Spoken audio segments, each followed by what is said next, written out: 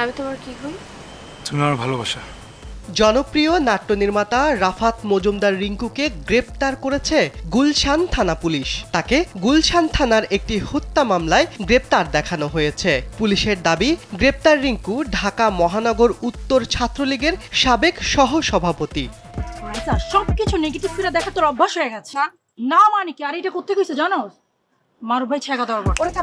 মঙ্গলবার গুলশান মডেল থানার ভারপ্রাপ্ত কর্মকর্তা মোহাম্মদ তৌহিদ আহমেদ বিষয়টি নিশ্চিত করেছেন। তিনি জানান, গুলশান থানার একটি হত্যা মামলায় ঢাকা মহানগর উত্তর ছাত্রলীগের সাবেক সহ-সভাপতি রাফাত মজুমদার রিঙ্কুকে গ্রেপ্তার করা হয়েছে। এ বিষয়ে আইনগত ব্যবস্থা প্রক্রিয়াধীন বলেও জানান ওসি তৌহিদ।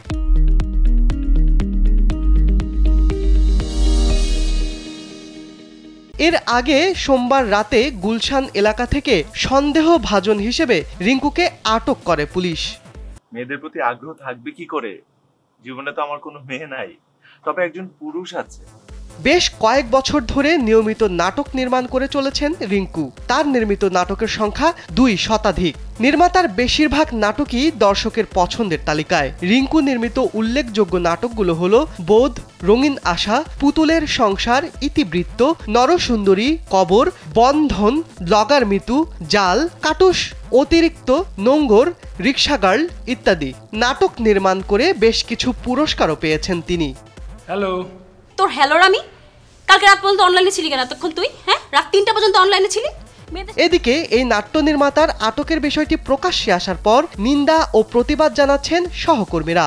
সেই তালিকায় আছেন নাট্য নির্মাতা সাইফুল হাফিজ খান। কালবেলাকে তিনি বলেন, আচমকা এই ঘটনা কেন ঘটল, এর পেছনে কি কারণ থাকতে পারে তা এখনো জানতে পারেননি তিনি। আনুমানিক রাত 12টার দিকে এক ফোন কলে রিঙ্কুর আটকের বিষয়টি জানতে পারেন তিনি। তখন তেমন কোনো তথ্য জানতে না পাওয়ায় নিজ ফেসবুক প্রোফাইলে এক পোস্টের মাধ্যমে প্রতিবাদ জানান এই নির্মাতা।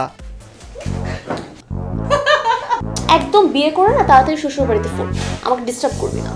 এছাড়া রিঙ্কুর আটকের পর ফেসবুকে এক আবেগঘন পোস্ট দিয়েছিলেন জনপ্রিয় অভিনেতা খায়রুল বাশার। তাতে তিনি লিখেছেন, নির্মাতা রিঙ্কুকে যারা চেনেন বা জানেন তারাও তা ভালো করেই জানার কথা। নির্মাতা রিঙ্কুকে কেন কি কারণে মধ্যরাতে আটক করা হয়েছে তা এখনো জানা যায়নি। তুমি বৃষ্টিতে ভিজে দেখো পোস্টের শেষে তিনি লিখেছেন, যদি রাজনৈতিক প্রতিহিংসার শিকার হয়ে সে আটক হয়ে থাকে তাহলে এই পরিবর্তিত সময়ে সবার উচিত যার যার অবস্থান থেকে এমন পদক্ষেপের প্রতিবাদ করা। দ্রুত নির্মাতা রিঙ্কুকে মুক্তি দেওয়া হোক। শিবলি আহমেদ, কালবেলা।